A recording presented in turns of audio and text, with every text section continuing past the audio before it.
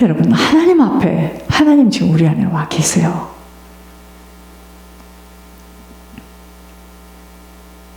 부탁합니다. 이 성탄절에 주님 앞에 나가세요. 사람한테 말하지 마요. 사람은 도와줄 힘도 없습니다.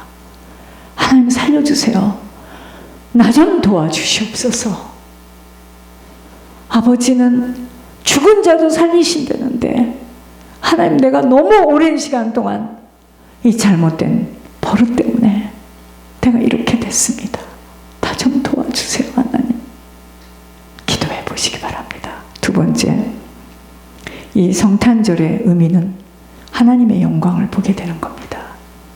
우리는 모든 일들을 하나님 앞에서 하게 될 때 하나님은 그 일을 통해서 영광을 받으신다는 것을 기억하여 일하는 현장에서도, 사업의 현장에서도, 어떤 현장에서도 먹든지 마시든지 무엇을 하든지 하나님의 영광을 위하여 하라는 말씀대로 모든 걸음들을 하나님의 영광을 위하여 하게 될 때 그 일에 대하여 실증이 난다거나 투정을 부릴 수가 없어요. 이제 아셨죠? 내가 하는 그 일을 통해서 하나님 영광을 받으시기 때문에 내가 그 하는 일을 실증을 낸다면, 투정을 부린다면 나는 하나님 앞에 지금 투정을 부리고 하나님 앞에 침을 뱉는 겁니다. 하나님 앞에서 하세요. 성실하게, 진실하게 하세요. 아버지께 영광을 돌리는 일이 되기 때문입니다. 그러면 어떻게 되죠? 대충 할 수 없게 돼요. 대충 할 수 없게 됩니다. 하나님 앞에서 하는 일인데 그 비가 올 때 나가서 물건을 사고 꽃을 사가지고 다시 도도도도 추워서 와가지고, 여러분, 하나님 앞에서 하게 될 때 얼마나 하나님이 이걸 통해서 영광을 받으시겠어요. 그죠? 목회자들이 왜 타락해요? 이것이 나중에 타성에 붙어버리면 하나님 앞에서 하는 것이 아니잖아요. 그래서 두려운 것이 되는 겁니다. 습관적으로 하게 되는 거잖아요. 여러분, 우리가 어디 가서 일을 할 때도, 우리가 사업을 할 때도, 어떤 집을 어떻게 고쳐줄 때도 하나님 앞에서 하게 되면 억울하고 손해보는 것 하나님이 갚아주세요. 반드시 하나님이 갚아주십니다. 네. 하나님 앞에 영광 돌리는 그 일을 대충 할 수 없기 때문이에요. 구약에서는 특수한 사람만이 하나님의 영광을 보았습니다.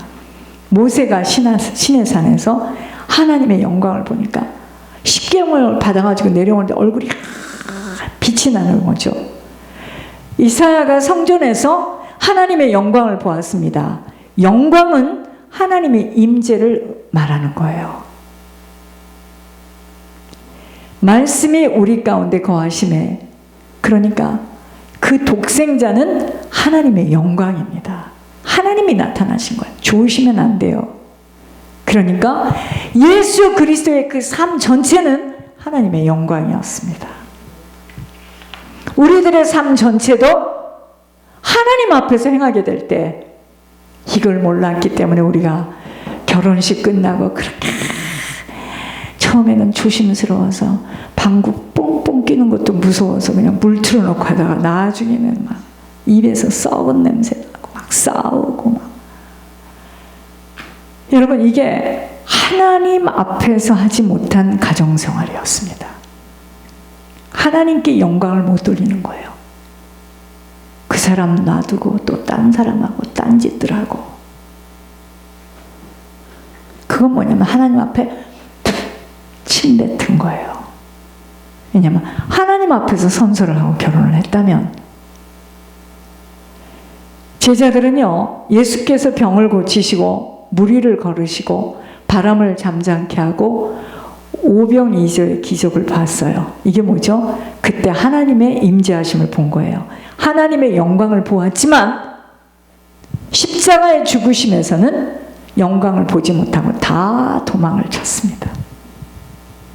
그러나 오늘 동방박사들은 말구유에서 나신 아기 예수께서 그 아기 예수를 보면서 뭐죠? 하나님의 영광을 본 거예요. 우리도 예수 그리스도의 삶 속에서 하나님의 독생자의 영광을 볼 수 있어야 합니다. 그러면 하나님의 영광을 보지 못한 자가 누구죠? 요셉하고 마리아가 애를 낳으러 들어갔는데 방이 없다고 못 주잖아요. 여관집 주인입니다. 하나님의 영광을 봤으면 자기네 방이라도 내줬어야지. 여관집 주인 하나님의 영광을 못 봤습니다. 헤롯 임금 하나님의 영광을 못 봤습니다. 예수님을 3년 동안이나 따라다녔던 머리 뺑뺑 돌아가는, 유일하게 숫자를 알고 머리가 돌아가는 유다, 하나님의 영광을 못 봤습니다. 우리는 이러한 자가 되어서는 아니 돼요. 사도 요한이 보았던 하나님의 영광을 우리도 볼 수 있어야 돼요. 우리가 정말 하나님의 자녀된 권세를 가진 자들이라면 사람을 볼 때도 사람을 있는 그대로 보면 안 돼요. 그 사람 배후에서 지금 누가 역사하냐. 그러니까 둔갑을 떠는 거죠. 우리가 그러잖아요. 우리가 누구가 아니라 우리가 다 그래요. 하루에 600번씩 둔갑을 하잖아요. 이렇게 할 때는 그 사람이고, 또 이렇게 할 때는 꼬리는 12개가 달려있잖아요. 그게 우리예요. 그래서 교회를 오면은 그때 정신이 바짝 나죠. 나가면 또 둔갑을 또 떨죠. 그래서 매일매일 우리는 하나님의 은혜가 필요한 자들입니다. 자, 성탄을 통하여 어떻게 해요? 하나님이 지금 내 안에 계시고 들어와 계시고 하나님의 영광, 하나님의 임재함을 보는, 내가 무슨 일을 하든지, 내가 콩나물국을 끓이든지, 내가 무슨 일을 하든지 남편에게 말을 하는 것도 하나님의 임재가 있다는 것을 알고 함부로 말할 수 없어야 됩니다. 이게 잘 안 되는 거예요. 세 번째, 성탄을 통하여 우리는 은혜와 진리 가운데 살게 됩니다.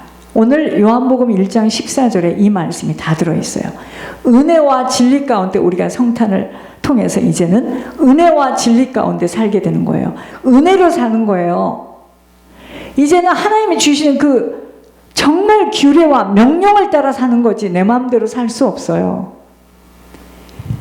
여러분, 나의 약점을 통해서 다른 사람을 섬길 수 있다는 놀라운 비밀을 알게 되면 힘들고 어려운 내 환경과 내 자신을 보며 낙심할 수 없어요.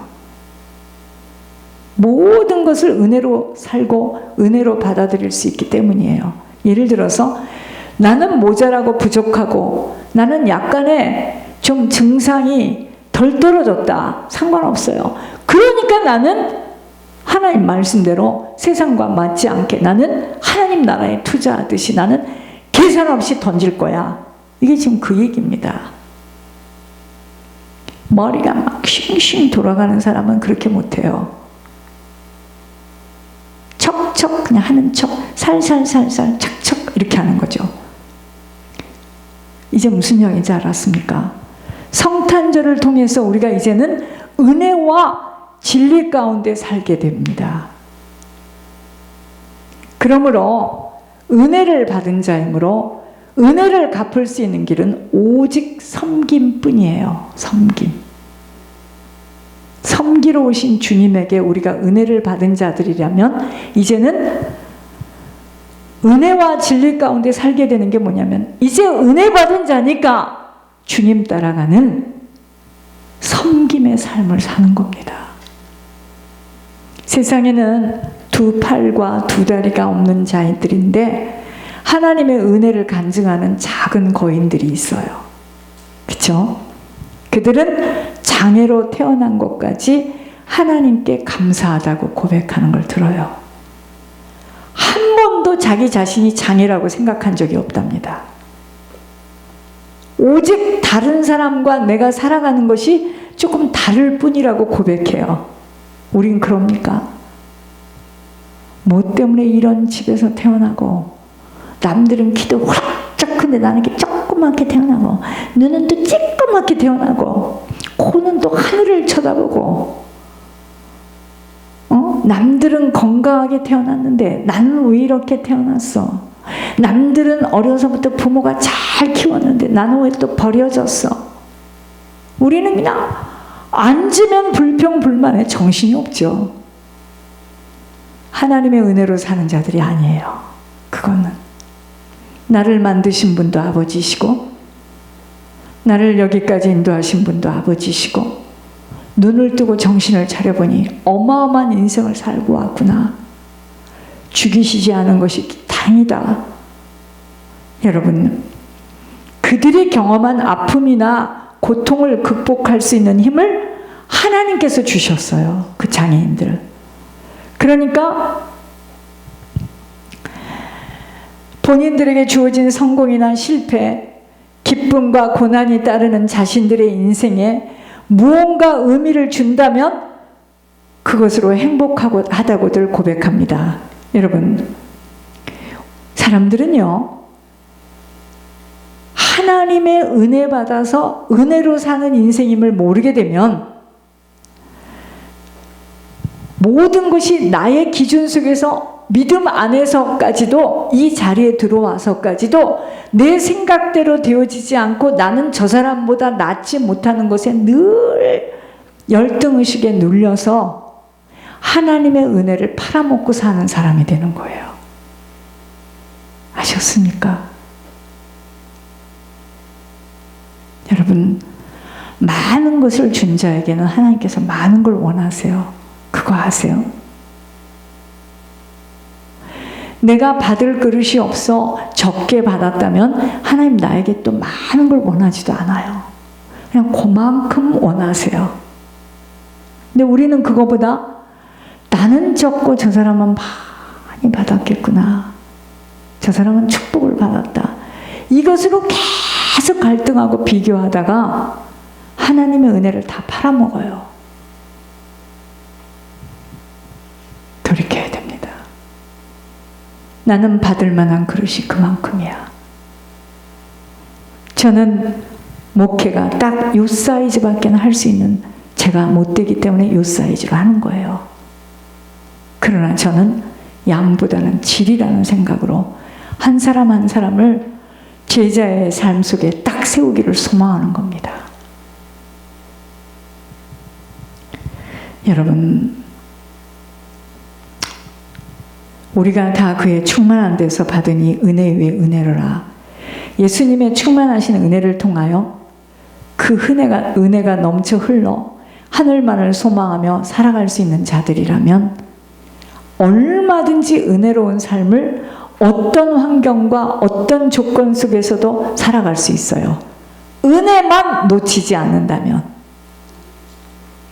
왜 자동차에 기름이 없고 오일이, 트랜스미션 오일이 떨어졌다 그러면 차가 뻑뻑하죠. 브레이크 다 나가면 어떡하죠? 막 차가. 그런데 그걸 고쳐서 오일을 넣고 하면 어떡하죠? 차가 언제 그랬는지 쭉 가죠. 우리의 인생도 마찬가지입니다. 가진 것, 배운 것, 내 몸의 상태, 내 주변의 환경, 이게 지금 문제가 아니고요. 내가 은혜를 받으면 어떤 자리에서도 그 은혜가 흘러가게 돼요. 넉넉해져요. 문제는 돈이 없는 것이 문제가 아니고 내가 능력이 없는 게 문제가 아니에요.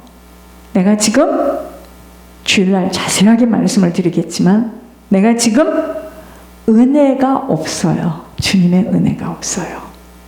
그래서 늘 불만이고 늘 주눅 들고 늘 사람의 눈치를 보게 되니 내 머리는 핑핑핑핑 돌아갈 수밖에 없는 겁니다. 그런데 은혜를 받게 되면 남이 무슨 말을 한들, 나를 안 알아준들, 내가 지금 하나님 앞에서 날 보고 뭐라 말씀하시느냐, 이것 때문에 정신이 없는 거예요. 은혜를 놓치면 안 됩니다. 은혜는 돈을 주고 살 수 있는 것도 아니에요. 은혜를 놓치면 우리는 끝나는 거예요. 그래서 얼마든지 은혜가 넘쳐 흐르면은요, 하늘만을 소망하게 돼요.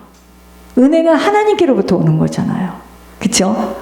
그러니까 얼마든지 어떤 환경과 어떤 조건 속에서도 은혜만 풍성하게 유지가 되어진다면 살아갈 수 있어요. 문제는 뭐죠? 내가 지금 은혜를 놓친 거예요. 은혜를 놓치니까, 여러분, 이게 또 은혜 놓치는 것으로 끝나면 좋은데, 이게 참 육신을 가질 때는 너무 힘든 것이 뭐냐면, 은혜를 놓치면 나는 어느새 모르게 사망 가운데 딱 서 있어요. 이게 문제야. 그래서 사망을 막 풍겨냅니다. 그냥 은혜를 놓치면 놓치는 대로 가만히 있으면 좋은데, 반드시 은혜 놓치면 나는 사망의 도구로 딱 쓰임받아요. 어저께는 저러더니 오늘은 또 왜 저러는 거야? 은혜를 놓쳤어요. 왜 은혜를 놓쳤죠? 죄를 지었어요. 내가 은밀하게 미워하고 욕심을 내고 비교하고 열등의식에 부러워하고 이렇게 될 때요, 나 혼자 생각한 거예요. 말하지 않았는데 미치겠는 거죠. 사단이가 탁 투입해 들어옵니다. 그래서 내 손을 탁 잡아버려요. 그래서 아까 제가 주님, 나 좀 도와주세요. 내가 죄 가운데 거하면 은혜를 잃어버려요. 그게 문제입니다. 지금 돈이 있고 없고가 문제가 아니에요. 사람이 나를 지금 알아면 그건 진짜 문제가 아닙니다. 우리 모두 다 지금 전부 다 환자들이기 때문에 그건 문제가 되지 않는데, 내가 은혜를 놓치면, 언제 은혜를 놓친다? 죄를 짓게 될 때. 그때 사단이가 탁 침입해 들어와서 내 팔을 탁 껴안습니다. 그때부터는 내가 사망의 도구로 쓰임을 받게 돼요. 그러니까 어제 내가 만리장성을 쌓아도 내가 은혜 놓치면 나는 오늘 사단의 도구로 변신하는 거예요. 영적인 세계는 너무너무 과학보다도 정확하기 때문에 속일 수가 없는 겁니다. 그러니까 죄를 자르는 것이 제일 문제예요. 내가 아무 말 하지 않고 저 사람을 미워했고요, 저 사람을 우습게 여겼죠. 근데 나 혼자 생각한 건데 그걸 누가 보죠? 하나님도 보시고 사단도 봐요. 그럼 사단이가 탁 개입됩니다. 그때부터는 이제 아무리 내가 은혜의 자리에 앉아도 말씀이 안 들려요. 그래서 죄가 무서운 겁니다. 그래서 내가 살려면 다른 사람을 긍휼히 여기고 자꾸 섬기고 희생해야 됩니다. 그게 사실은요, 내가 사는 길이야. 내가 사는 길이에요. 아셨습니까? 내가 사는 길이에요. 섬김은 내가 사는 길이에요. 받는 거 별로 좋지 않습니다. 여러분, 그러므로 우리는 은혜로 남은 여생을 살아갈 자들입니다. 비교하고 낙심하고 절망할 이유가 없어요. 나에게는 지금 건강이 없는 게 아니야. 돈이 없는 게 아니야. 내 주변에 사람이 없는 게 아니야. 은혜 떨어지면 이거는 수만 명을 데리고 목회를 해도 외롭고 고독하고 두려워요. 그래서 나이 들은 할머니 할아버지가 외로워서 그러는 거예요. 그게 사실 사람이 없어서 외로운 게 아니에요. 은혜를 못 받은 거예요, 지금 할머니 할아버지가. 진짜 은혜를 받으면은요, 외롭지 않아요. 사람 찾을 이유도 없습니다. 이제 아셨어요? 넉넉해지고 의젓하고 추월하게 돼요. 은혜가 없기 때문에 이 사람은 죽으면 어떡하지? 이 사람이 떠나가면 어떡하지? 이렇게 되는 겁니다. 진짜 은혜를 받게 되면요, 곧 가까이 나도 만나게 되겠지. 먼저 가는구나. 초연하게 봐야 됩니다, 그걸. 근데 그게 안 되는 거예요, 지금. 왜? 묶여 살았잖아요. 사단에게 꽁꽁 묶여 살았잖아요. 오직 구속하신 예수 그리스도의 은혜의 원리로 살아가는 것이에요, 저희들은. 그게 성탄절입니다. 성탄절은 무슨 이유인지도 모르고 빨갛고 파랗고 해서 막 반짝반짝 해가지고 물건 사다 주고 막 받고 그런 날이 아니고, 말씀이 육신이 되어 주님이 지금 내 안에 지금 들어와 계세요. 그렇기 때문에 모든 것 주님이 다 보고 계십니다. 그걸 기억해봐. 우리는 화장실 갈 때 아무도 없으니까 편안하다고 이걸 딱 하고 앉아있지만 거기 주님 계세요. 다 보고 계십니다. 사람들은 그 생각을 못하는 거예요, 지금. 이 성탄절에 하나님의 영광을 봐야 합니다. 하나님의 영광을 보게 하실 수 있도록 주님이 지금 탄생하신 거예요. 그래서 무슨 일을 하든지 먹든지 마시든지 무슨 일을 하든지 하나님의 임재를 생각하며 해야 됩니다. 지금 하나님 보고 계시지. 내가 그러면 안 된다. 은혜와 진리 가운데 살게 하시는 거예요. 이 성탄절을 통해서. 모든 것을 은혜로 받아들이고 은혜로 살아갑니다. 맡겨준 것도 은혜로 받아들입니다. 실패도 은혜로 받아들일 때 갈등할 것이 없게 돼요. 헌신하고 충성하고 희생하는 것 은혜의 정신으로 하게 되면 비교 의식으로 할 이유가 없어요. 왜 실패했겠습니까?